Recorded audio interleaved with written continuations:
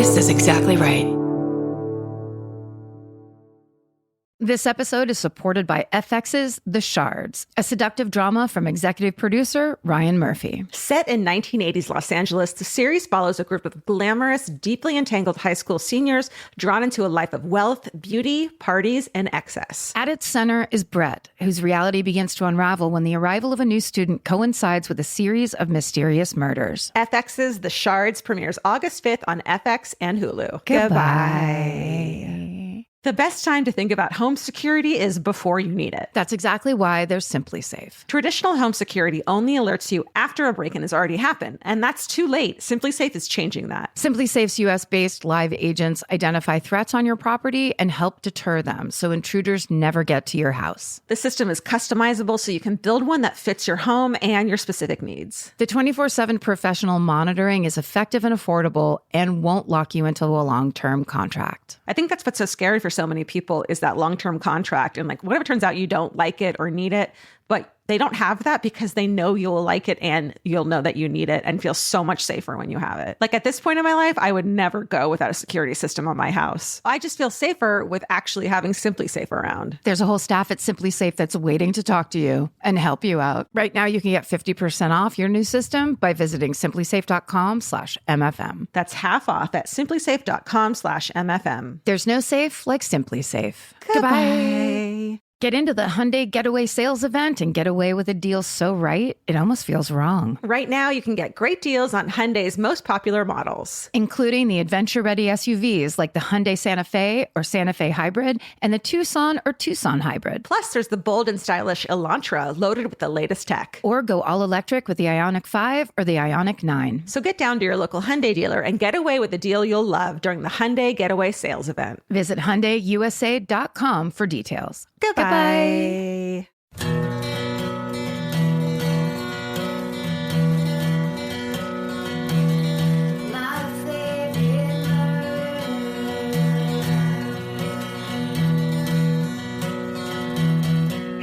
Hello, and welcome to My Favorite Murder Hometown Minisode Edition.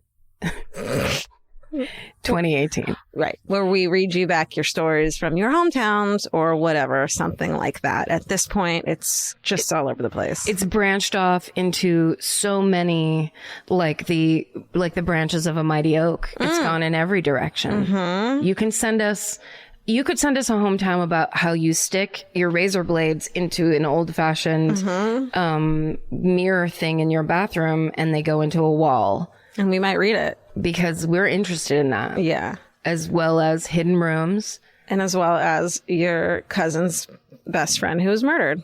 We want to know about the fucked up shit in your life. Right. To a degree. Are you ready for this one? I'm ready. Because the subject line is, you're right. If you walk your dog in the woods, you'll come across a dead body. No. Hello, ladies. Parentheses and Steven. First of all, I have to say that I'm a huge fan of both of you. I knew it would happen to me the instant I moved to a small town and got a big dog. She gets right into it. Or he. Hell, it's the beginning of every Law and Order episode ever. That's right. My husband and I started taking my 120-pound doggo. That's more than I weigh. Just kidding. That's not true. Why, that's more than I weigh. The dog's name's Groucho Barks, by the way. Amazing. Come on. Love it. That's made for Georgia. Yes. On lovely walks in the woods. The day it happened, it was a beautiful snowy New Year's Day. We decided to take the pup on a walk up a back wooded trail. You lost Karen. What? You lost Karen already. That is, unless it's in Newfoundland. I wonder if it is. That leads to a local park. I'm just saying it's not a puppy. It's clearly a humongous. Right. What kind of dog is it? I need to know. Okay. This wooded trail runs parallel to the Missouri River and is beautiful and scenic and right next to a scary ass shack that we dubbed the Murder Shack. How come everyone else gets shacks and we don't get them here in California? I think that the second there's a shack, someone throws in some linoleum and they're like, hey, rent's $1,815. Right.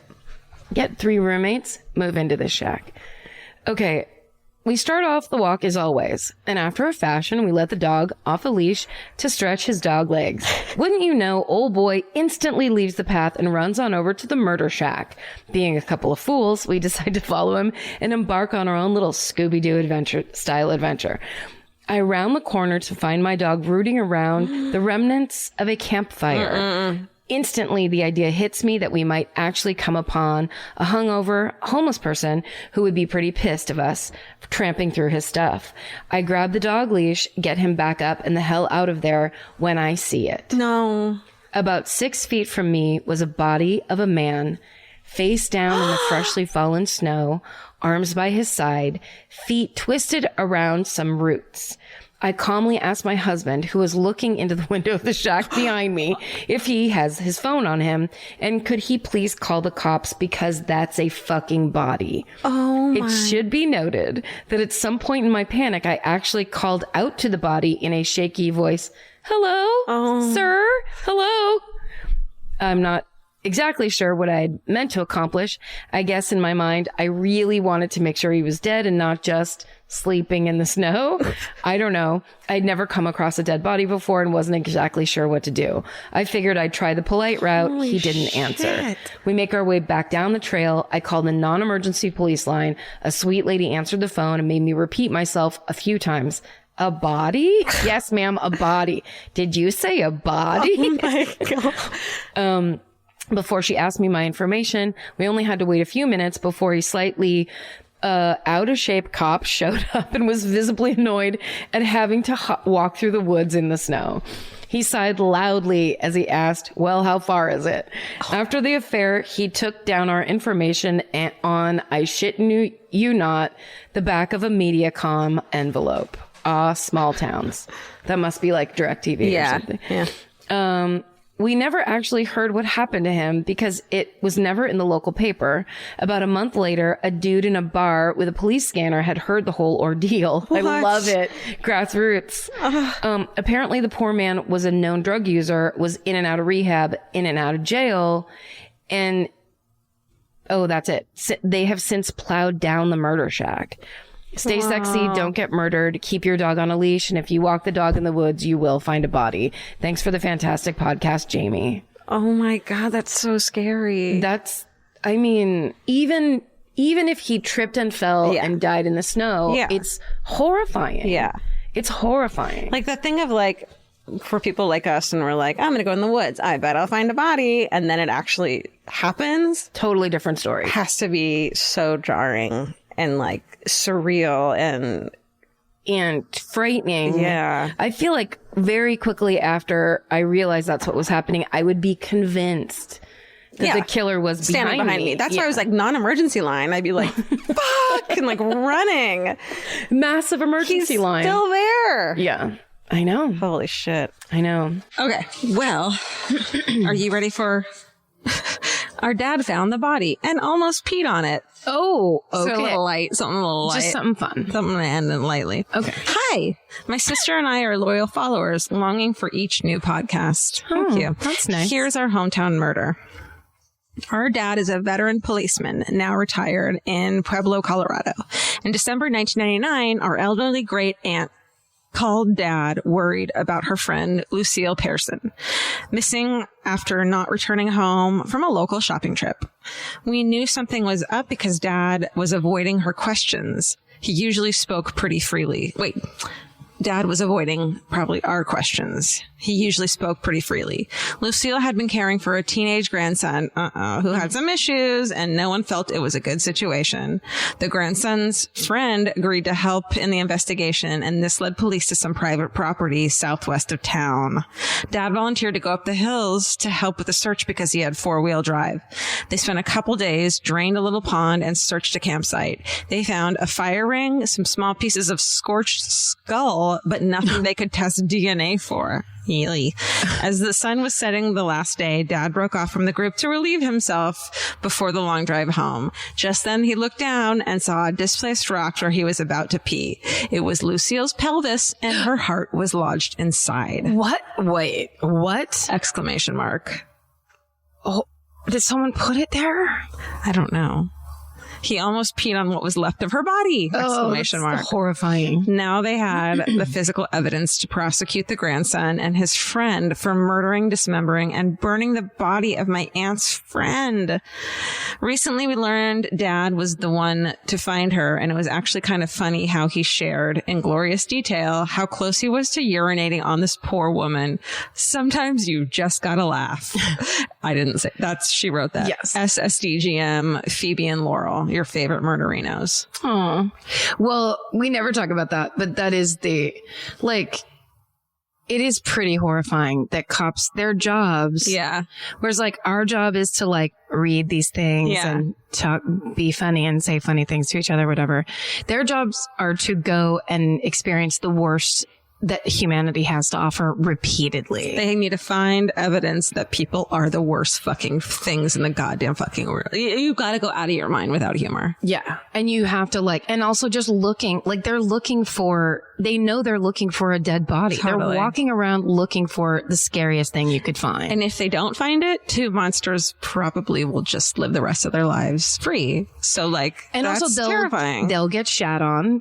You know what I mean? Right. It's like there's so you gotta be able to tell some stuff at the dinner table, right? Or you probably drink yourself to death. Totally. Oh man. So go ahead, law enforcement. Yes, you finally have our permission. The thing you've been waiting for all this time. Be lighthearted and free. Your family. Now the subject line of this one is, my grandpa almost killed someone, the fishing pond pervert. Good evening. This is my hometown, but this is not my story. This is the story of the time my mom saw her dad almost kill a pervert. My parents grew up on the south side of Chicago, where nature is hard to come by besides a few of the nastiest and most likely radioactive fishing ponds you've ever seen or smelled. Wanting to teach his young children some outdoor skills, my grandpa would take my mom and her brothers and sister to go fishing in the ponds when they were maybe 5 through 8 years old. They went almost every weekend, but soon those innocent fishing trips turned dark when a mysterious old creep would reportedly find my 8-year-old mom and try to lure her into his car with promises of ice cream. Oh, God. Yeah. After a horrific incident where he revealed himself to my baby angel mother, she used her murderino instinct and told my grandpa about the pervert. My grandpa, angry and horrified, found the man by his car, grabbed him by the neck, held him there for about 2 minutes, and shouted, "If you ever come around here again, I will fucking kill you." Now, it may not seem that crazy of a punishment to whoever would do a gross thing to a child, but for my extremely old-fashioned, devout Irish Catholic family, you know this shit was real when grown-ups dropped the notorious F word. Am I right, Karen? Yes, you're right. Anyway, the fishing pond pervert was sufficiently scared to death and was never seen there again. My grandpa is a calm and mild-mannered man, but if you fuck with his kids, he will fucking kill you. Aww. Thank you for helping me through the absolute darkest and most lonely time of my life. I was suffering severe workplace sexual harassment. When I found the podcast 2 years ago, your badass riot girl attitudes and humor have inspired me to fuck politeness and get justice for my harassment, go to therapy, and to kick off my comedy career. I hope we can cross paths someday. A. Oh my God, A. That's incredible. Yeah. Wow. Yeah. Well done. Well done. Badassness runs in your family, it sounds like. Yeah. Okay. What do you have? It's kind of long. Okay. So get in here, but Okay. it's funny. Dig in here. All Get right. comfy. So this is from Brendan B, whose photo is very sassy in his email. It says, "Hi, Georgia," because he sent it just to my email address. I don't know why. "My friends and I are big fans of your podcast, listen at work, blah, blah, blah. My best friend told me I had to email you. At first I thought I have nothing to say. Then I remembered back in 2006, I had one of the most weird weeks of my life. It's a story I've told over drinks a lot, but I love to stretch it out. Let's see here. I'm like that, Brendan. I'm the same way. But you If I have a story that would take a normal person 3 minutes to tell, it'll take me 15. And people will love it. And you just dress it up and you flourish and you add shit. Yeah, and you pause. This is why we're podcasters. You pause. You maintain attention for as long as humanly possible. You're a fucking storyteller, man. Yeah, that's right. It's good. All right. It was probably around summertime and I was still a smoker, so this was a long time ago, as I can't remember the last time I bought cigarettes. This guy who I had a huge crush on, who now in retrospect probably only wanted to be just good friends, was kind of a sporty guy. He liked to hike and rock climb and other such stuff. Like you do when you're obsessed with someone, you pretend like you like those things too. Yep. That's right. Oh, that sounds like that sounds like a nightmare, dating a sporty person. I had lived through it for 5 years. Shut up. I married it. I pretended I liked camping for 5 years. Oh, Karen. It was hard. You sacrificed yourself. The first time I told my sister and Adrian I was going camping, Adrian just fucking turned on me like a viper and goes, camping? Are you kidding me? Camping? Yeah. They knew. They knew you were trying to be someone you're not. It happens. It happens. This is from my podcast, Divorce Corner. Guys, find someone with similar things to you. Yes, don't ever pretend, especially camping, because then you're out in the dirt. But you know what's annoying about like hiking and like biking and camping and all this outdoor shit is like you feel like you're supposed to be doing that. Like That's that right. feels like they're vegan. You're like, yeah, I should be vegan too. I've always wanted it. Like, knew I should go vegan. I know I should hike more and exercise more. But like, if you're not that fucking person, you're not that person. Also, we're like, I'm sorry, but I will watch 25 movies in a row. It's what I love. Yeah. I want to talk about it. I want to make them. I want to watch them. Some dick who walks uphill in boots isn't fucking better than you because of that. You know? Who do you think you are, campy? Fucking dick. Sleep on the fucking ground. You know that there's room service in hotels? And no snakes? And no snakes. Not one snake in A hotels. pool. Just like last time I went camping, I like slept on a yoga mat in a fucking sleeping bag. It's Ugh. rough. It's rough Why stuff. would you? Don't do that. Who are you trying to prove? Your something boyfriend, to? the guy you don't really are that into. All right. New Jersey. Let's see here. We got lost. Sorry, Brendan. I'll let you tell the story yourself. He asked me to go hiking with him one morning, and I remember I had to borrow my friend's Timberland boots so that it looked like I knew the proper footwear to wear. Oh, bad start. One guy tried to take me hiking once on a date, and I was like, and I got there in my whole like get up, and then we walked and we passed a bar, and I was like, let's go drink, and I made him go drink with me. Did it work? Uh-huh. Oh, thank God. It's great. We had a pretzel and we drank. Fun. Because I can't. No way. Let's see here. We were hiking for what seemed like hours. And truth be told, I think I was just there so occasionally we could mess around and make out. At one point, we were scaling over a very large boulder in the middle of the woods. And when we came down there, underneath was a radius bone.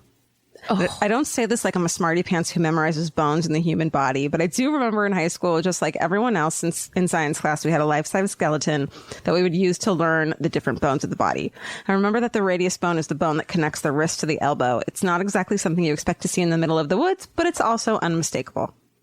And first we went through the motions of this is not real, this can't be happening.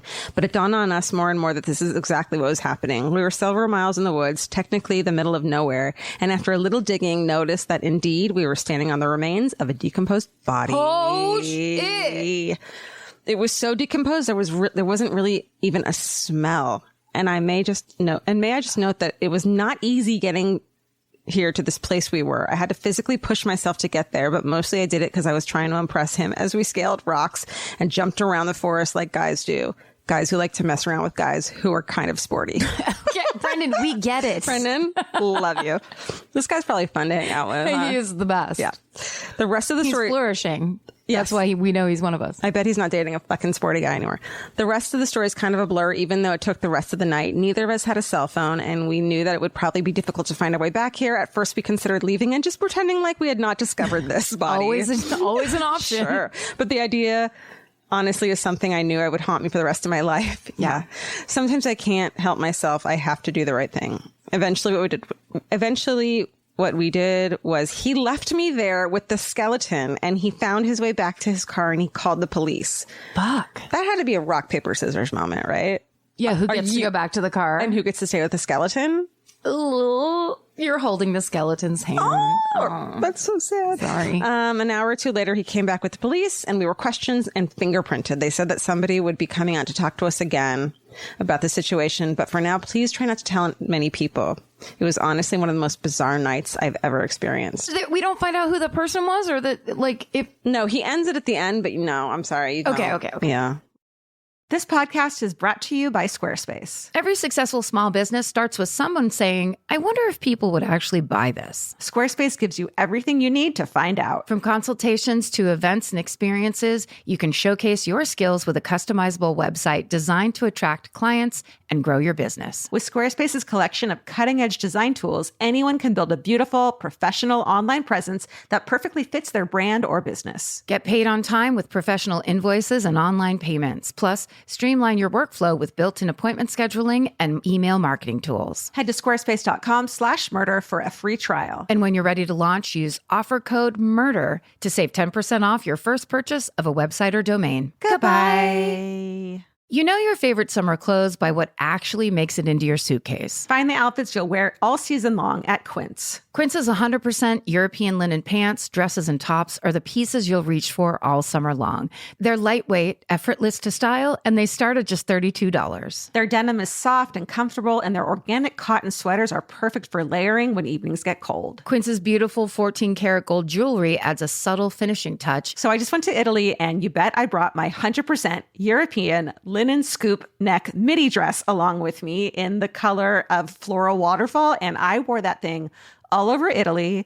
It was like the perfect day to night. It just looked so pretty, and I felt like I looked sophisticated while still being comfortable. Make your summer wardrobe feel easier. Head to quince.com/MFM for free shipping and 365-day returns. Go to QUINCE.com/MFM for free shipping and 365-day returns. Quince.com/MFM. Goodbye. Every piece of furniture you own has a story. Sometimes it's an heirloom, and sometimes it came with the house because it was too heavy to move. If you're ready to start a new chapter with your home decor, there's Article. Article makes it effortless to create a stylish, long-lasting home at an unbeatable price. They take great care in curating their collection, focusing on pieces that stand the test of time. We've talked about Article for a long time. There are pieces in that catalog that are so affordable that are room changers. And if you go through there and there's like a little something you don't even realize you need it until you see how they have stuff set up or what style combinations that they're doing with. They do the boho chic. There's mid-century. It's a little bit modern. It's something new. Like there's so many choices in there, and it's not going to break the bank. As someone who's interested in tons of different styles and time periods, Article covers them all in one place. I love that. I know I've mentioned already how much I love my entryway table, but I swear to God, because the path that it's on, I pass it 4 times a day, and I love it more every time. Article is offering our listeners $50 off your first purchase of $100 or more. To claim, visit article.com/murder, and the discount will be automatically applied at checkout. That's article.com/murder for $50 off your first purchase of $100 or more. Goodbye. Okay. The subject line of this one is my my super haunted summer camp. Okay. Because on last time you were saying you wanted a haunted one. That's right. Ghost stories, please. And this is left over from the Medford hometowns that we asked for. Cool. Hi, Karen, Georgia, Stephen, Elvis, Mimi, Dottie, Frank, and George. Wow. First off, I love your podcast. Can't wait to see you in Medford in October. How was it? My summer camp is a sleepaway camp in Western Massachusetts in the absolute middle of nowhere. We're on a mountain in the woods with the nearest town having 140 people in it. There is no cell service, and so it adds an extra creepy factor when I listen to your podcast in the dark in the woods. There are a bunch of ghosts on camp, but usually they show up in the off season when the kids aren't on camp. They keep saying on camp. Oh, that's like when people from the East Coast say get online. Yeah. When they're saying get in line. Yeah, that's right. Dummies. No. What about the word at? Okay, there is the kitchen ghost in the director's house in the winter. The people who have lived there going back 10 years have said opens the door, walks in, and puts its groceries away at the same time every day. But when you walk in, there's no one there. There's also the ghost in the middle girls unit that shakes the bunk beds every few years and will bang on the walls, scaring the total shit out of the campers. Yeah. We also have the ghost called Horrible Hannah, and she burns down a building on camp every 7 years. What? Yeah, but the ghost that prompted me to write you was one from this summer. In the middle boys unit, in the middle of the night, when it was pouring, 2 counselors, Sam and Jack, fake names, were woken up by what they thought was one of their very homesick campers crying. They decided to let him cry it out a bit and see if he would fall back to sleep until they heard him say, "Help, they locked me out and I can't get back in." So obviously they both hopped out of bed and one of them went to open the door. Sam let him in and felt him brush by him and get into bed. And both Jack and Sam heard him say thank you. Sam turned on the cabin light to help the camper get back into bed, and there was no camper there. No. There were also no wet footsteps on the ground, despite the fact that it had been pouring for hours, and all the other campers, including the homesick camper, were fast asleep in their beds. Jack told everyone on camp the next day and totally said he wouldn't have believed it if it wasn't for him and Sam both having experienced it. It didn't happen again, but everyone on camp can't stop talking about it. Thank you so much for reading this. Sorry it's so long. And thank you so much for being so open about mental health. I've been getting more open over the years about my mental health struggles, but listening to you two talk about yours has helped me continue to talk about it and helps to end the stigma. Jillian, and in parentheses, it's just said like Jillian, but spelled with a G. Oh my God. Isn't that a good ghost story? That's scary. When it's ghost children who are crying. Oh, yeah. Goodbye. Goodbye. Ugh. What happened? Why is that energy trapped in that cabin? Oh, why is it crying? Why is it crying? And you just let it in. Yeah. Now it's going to stick with you forever. That's right, until you meet a priest. Okay. Last one. Hey, MFM crew. Hey. Then it starts, we're in it. We're in it. Last episode, Georgia read the hometown about the girl getting stabbed in the face by her sister, and Karen talked about how kids do things just to see what happens. Well, as a lifeguard for 5 years, I can definitely attest to that. I worked at a private summer camp in Connecticut where the schedule would allow each camp group to come into the pool for an hour a day. The kids would come over in shifts and were grouped by age, blah, blah, blah. Well, in the 4-year-old group, there was often quite a few kids who weren't strong swimmers. They would stand in the shallow end of the pool and usually just sit on the stairs with their legs in the water. This included one 4-year-old boy by the name of Logan. Now, Logan was an interesting kid who, despite being 4, had the personality of an 80-year-old man. Cute. Oh. He asked a million questions about what it was like to be a lifeguard and often took it upon himself to inconspicuously push the other non-swimmers from the stairs into the pool just to see what would happen. And that's in quotes. Just to see what would happen. Yeah. Oh, Logan. Since he himself couldn't swim, he was curious as to what would actually happen if you ended up in over your head. And on many occasions, we had to ban him from the swimming pool for attempted drownings. Oh, no. Logan. As fate would have it, karma came for him when one day, as he was walking around the edge of the pool, he fell in himself, sinking like a rock to the bottom. I quickly jumped in and pulled him out, and he was so shocked that all he kept repeating was, "I drowned and you came in after me and pulled me up. I drowned. Oh, no. Now, Logan was only under the water for approximately 3 seconds. So he had to assure his mother at the end of the day that he did not, in fact, drown.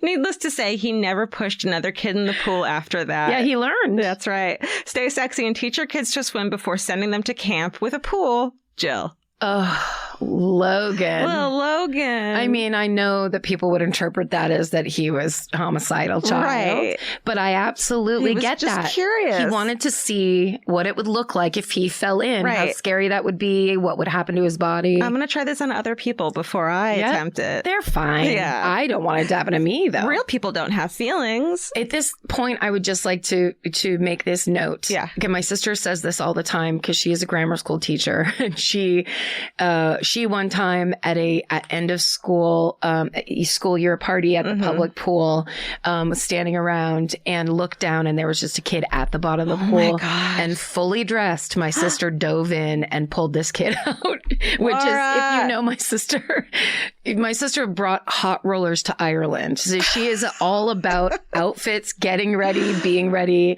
She doesn't want to dive into the pool for any reason. No. So when she told me that story, I was blown out. But just remember, when children drown, it makes no noise. Yeah. There's no splashing. There's no, it just is silent and quick. So I just think that's a very interesting detail. That's a great warning. As summer is right around the corner, please be all eyes and aware. And also, if there's a Logan in the mix, then you really got to keep your eyes open. Keep your kid away from Logans. That's our advice to you. Send us your stories. myfavoritemurder@gmail.com. .com is the real one. That's right. But yes. Thanks for listening. Yes, and thank you for sharing all your stories. We love them We so. love them. Stay sexy. And don't get murdered. Goodbye. Elvis, do you want a cookie? The best time to think about home security is before you need it. That's exactly why they're Simply Safe. Traditional home security only alerts you after a break-in has already happened, and that's too late. Simply Safe is changing that. Simply Safe's US-based live agents identify threats on your property and help deter them so intruders never get to your house. The system is customizable so you can build one that fits your home and your specific needs. The 24/7 professional monitoring is effective and affordable and won't lock you into a long-term contract. I think that's what's so scary for so many people is that long-term contract. And like, what if it turns out you don't like it or need it, but they don't have that because they know you'll like it and you'll know that you need it and feel so much safer when you have it. Like at this point in my life, I would never go without a security system on my house. I just feel safer with actually having Simply Safe around. There's a whole staff at Simply Safe that's waiting to talk to you and help you out. Right now, you can get 50% off your new system by visiting simplysafe.com/MFM. That's half off at simplysafe.com/MFM. There's no safe like Simply Safe. Goodbye. Vacation planning should feel like a breeze, not a deep dive into countless travel sites searching for the best deal. With Cheap Caribbean's Budget Beach Finder, you can search every destination and every date all in one search. You'll save time and money with the Budget Beach Finder. Say goodbye to endless scrolling and tab hopping and hello to Budget Beach Bliss at your fingertips. Go to cheapcaribbean.com to try out the Budget Beach Finder and see just how stress-free vacation planning should be. Goodbye. This may surprise you, but clothes that feel good and look good don't have to be mutually exclusive. Designs that make you feel as good as you look is what Hill House is known for. Hill House Home invented the viral nap dress. Hill House makes fun, versatile fashion that elevates your look. I now own 3 nap dresses. I love them. They're so comfy and cute. Pockets for days. You know? Get 15% off your first order of $100 or more at hillhousehome.com with code MFM15. That's MFM15 for 15% off at hillhousehome.com. Goodbye.